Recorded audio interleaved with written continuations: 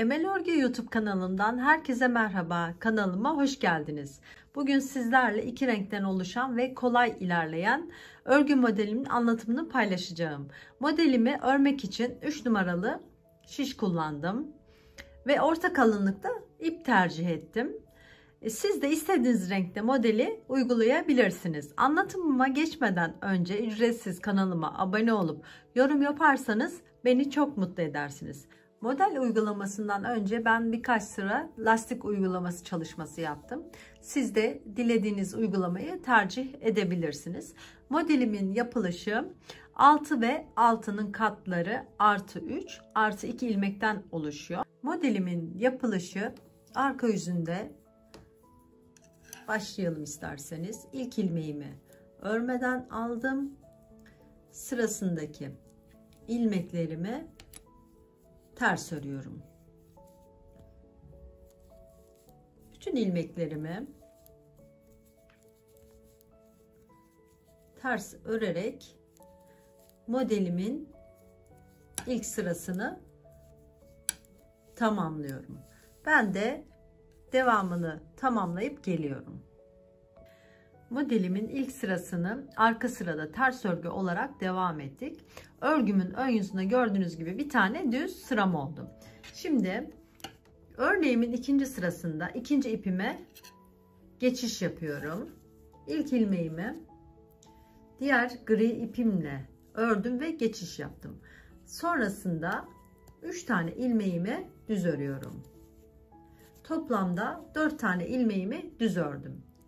3 tane ilmeğimi örmeden diğer şişime geçirdim. Sonrasında yine 3 tane ilmeğimi düz örüyorum. 3 ilmeğimi düz örüyorum.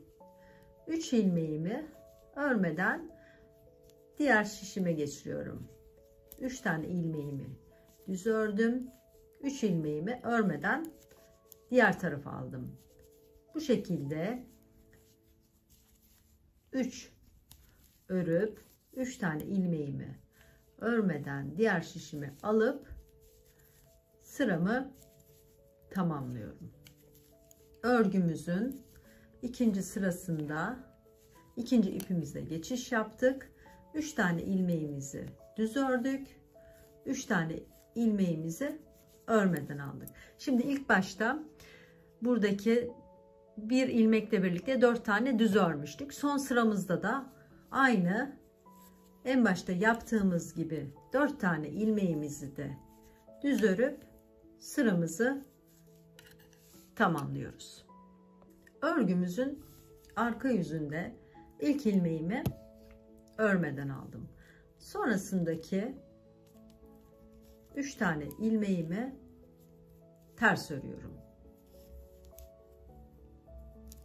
3 tane ilmeğimi ters ördüm. Burada örmediğim 3 tane ilmeğim var. Bu örmediğim 3 tane ilmeğin birincisini ters aldım. İkincisini örmeden aldım yine. Diğer üçüncüsünü de ters örüp bıraktım. Yine gri ipimi ters örüyorum. Sonrasındaki beyaz ipimi yine ters ördüm. Bu ortadaki ipimi örmeden aldım. Diğer ipimi örüyorum. Bu sırada da bu şekilde modelimizi tamamlıyoruz. Bakın bu 3 tane örmediğim sadece ortasındakini yine örmeden diğer şişime bıraktım. Sıramızı bu şekilde tamamlayalım. Ben de tamamlayıp geliyorum. Evet, modelimin 4. sırasında örgümün ön yüzündeyim. İlk ilmeğimi örmeden aldım. Yine gri ipimle devam ediyorum. Şimdi bütün ilmeklerimi düz örüyorum. Buradaki bir tane örmeden bıraktığım beyaz ipimi örüyorum artık. Sonrasındaki bütün ilmeklerimi düz örüp sıramı tamamlıyorum. Modelimin 4. sırasında bütün ilmeklerimi düz örüyorum. Evet, sıramızı tamamlayalım. Evet, modelimin son sırası yani 5. sırasında Bu sırada da bütün ilmeklerimi ters örgü olarak devam ediyorum.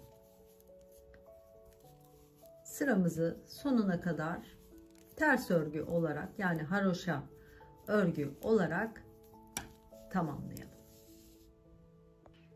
Evet, gri ipimizle şu an modelimizi tamamladık. Şimdi ne yapacağız? Gri ipimizi bırakıyoruz. Beyaz ipimize dönüş yapıyoruz. Şimdi sırada beyaz ipimiz var. Ne yapmıştık? İlk 4 ilmeğimi düz örmüştüm.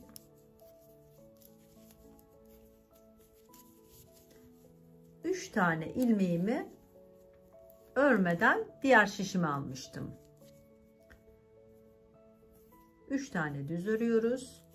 1 2 3 3 tane ilmeğimi örmeden diğer şişime aldım. 3 düz, 3 ilmeğim örmeden. Sıramızı bu şekilde tamamlayalım. Evet, örgümün arka yüzüne geçiş yapıyorum şimdi. Bu sırada da gri ipimizde ne yapmıştık? Ters örerek başlıyoruz. Buradaki 3 tane örmeden aldığım ilmeğimin birincisini örmüştüm. Diğerini örmeden geçmiştim. Diğerini örmüştüm. Burada da 3 ters ördükten sonra örmediğim ilmeğin ilkini örüyorum. Diğerini yine örmüyorum. Üçüncüsünü de örüp bu şekilde sıramı tamamlıyorum. Yani 3 tane ters ördüm. Burada ne yapıyorum? 3 tane örmediğim ilmeğin sadece ortadakini yine örmeden geçiş yapıyoruz. Diğer ikisini örüyoruz. Ördüm. Diğer ilmeğimi örmedim. Yine ters ördüm. Evet. Sıramızı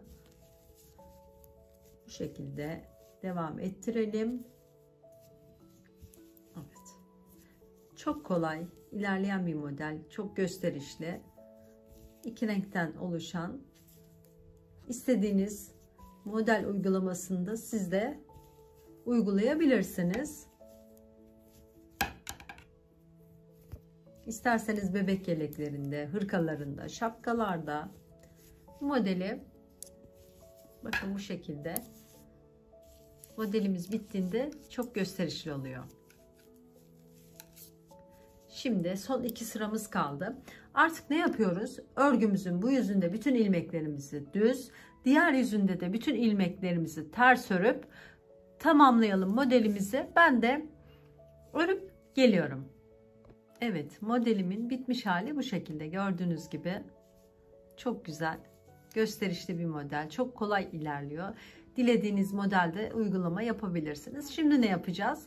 Beyaz ipimizi bırakıp gri ipimize geçiş yapacağız. Aynı şekilde 4 tane gri öreceğiz. Bu 3 tane beyazı örmeden alacağız. 4 tane gri, 3 tane beyaz ipimizle devam edeceğiz. Diğer sıraları da takip ederek örgümüzü devam ettirebilirsiniz. Bu modeli çok severek ördüm. Çok kolay, çok gösterişli bir model oldu. Şimdiden hepinize kolay gelsin. Beni dinlediğiniz için çok teşekkür ederim.